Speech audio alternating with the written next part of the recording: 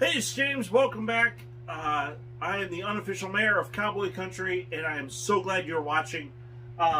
Somebody said yesterday that my video for Texas Tech was boring, so I will admit I fell asleep. I woke up. It was midnight.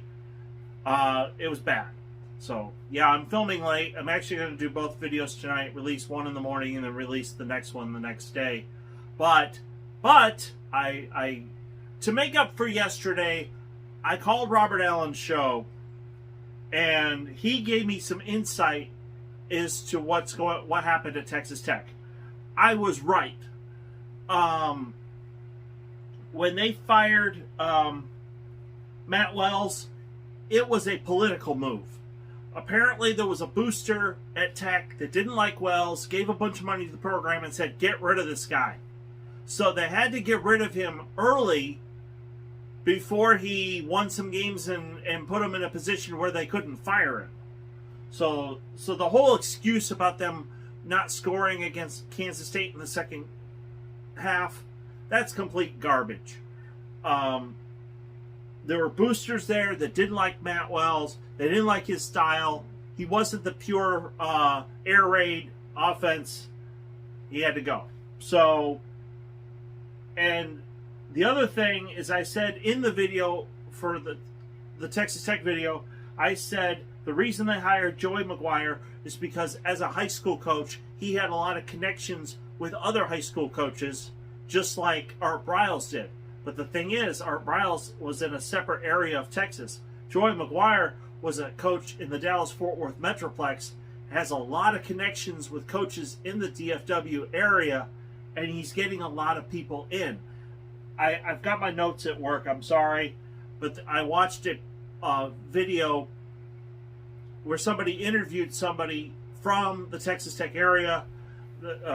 Apparently this guy does the coaches show every week. And he said they love Joey McGuire in Lubbock because he's bringing in all these recruits that have lots of stars. So it makes perfect sense now. I think Matt Wells is operating as an advisor somewhere, and I wish him nothing but success. I remember watching games when he was coaching at Utah State, and I just loved the way he did things. So I'm sorry. I honestly feel bad for the guy. So anyway, let's move on. Let's talk about TCU. Let me just say up front, if you watched my video where I predicted the rankings from 10 to 1, I'm apologizing to the TCU fans in advance, because I'll tell you, there's no way they're going to finish 2-10. I was wrong.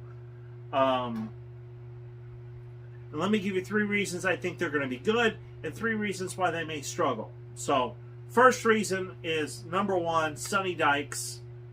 I mean, Texas Tech wanted this guy, for crying out loud. So that ought to tell you how good of a coach he is. He was at SMU. I mean, in 2019, they had their first 10-win season since 1984.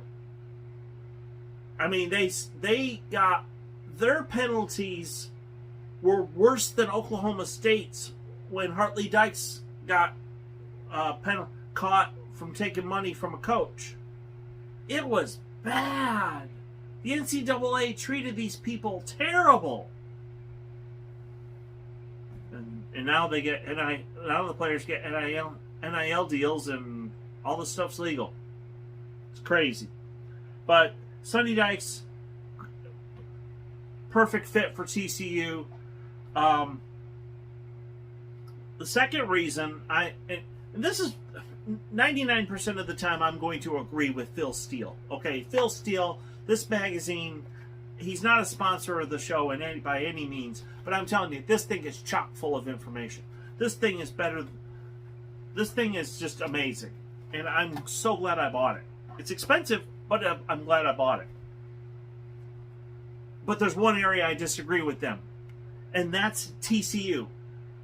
There's no way that this sophomore, I don't even remember his name, is going to beat out Max Duggan for the quarterback position.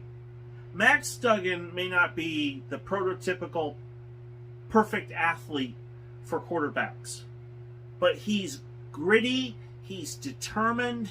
He has this tenacity that's just, I have nothing but respect for the guy. Obviously, I don't want them to beat Oklahoma State, but if I'm going to be unbiased, I'm going to say Max Duggan is he's the kind of guy. I played wide receiver in high school. He's the kind of guy I would want to play football with. He kind of reminds me of Baker Mayfield, to be honest. So he just hasn't had the success of Baker Mayfield, but he's got that gritty determination. He says, come on, guys, we're going to go out there and we're going to score. And you believe him.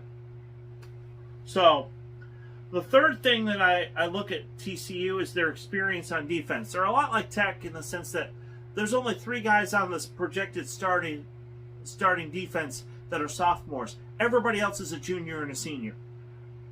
I'm telling you, when it comes to college football, the difference between a sophomore and a junior and a senior, that matters. How many games you've been on the field, you've played football, you have experience, that matters. So, no, I don't believe TCU is going to finish 2-10. I honestly don't know how far it's going to go, because here's 3 reasons why they may struggle. Number 1, chaos at running back. Their top guy, Zach Evans, he's gone. He left for the portal. Now, granted, they got Corey Wren. He's a transfer from Florida State. Should be a good athlete. Should do well. I think he'll do well. How well and how he can get acclimated to being in Fort Worth will really, if he gets acclimated, if he has a 1,000-yard season, then TCU's going to win some football games. So, number 2, last year's defense, even though previous coach was known as a defensive coach, and of course that's probably the reason they got rid of him. Last year they gave up 34.9 points a game. That's basically 35 points a game. They did bring in Joe Gillespie, who was the defensive coordinator at Tulsa. And believe me, I was there when OSU played Tulsa last. That was a pretty good football team.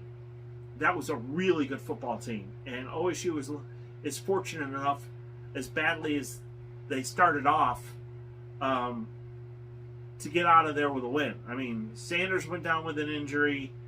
I think they lost another key receiver. It wasn't a good start. But I have no doubt that if Joe Gillespie can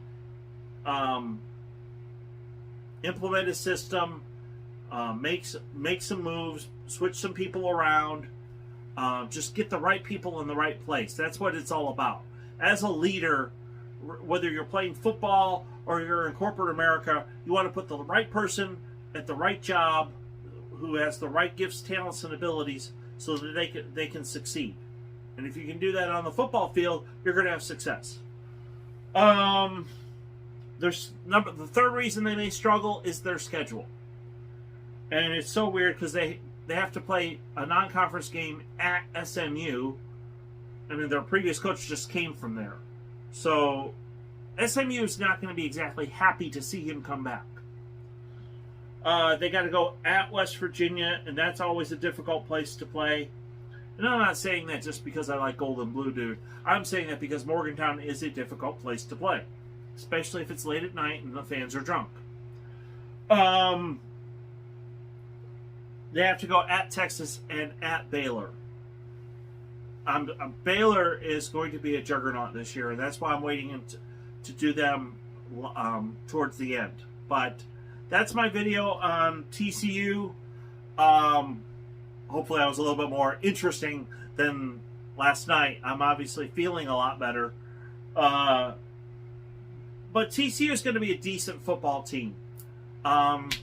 Really, it's all about how much of a change is he going to make to these systems. Sonny Dykes, are they going to go full-blown air raid? Are they going to mix in some tight ends? Are they going to mix in some wide receivers? I think in the modern Big 12, you have to run the ball some just to give your defense a rest. And if they can take that defense and maybe make just a few tweaks, you don't want to change everything, but just make a few tweaks and get the right people in the right place, I think they'll have some success. So, obviously, I don't want them to beat Oklahoma State, but that's my heart talking, not my head.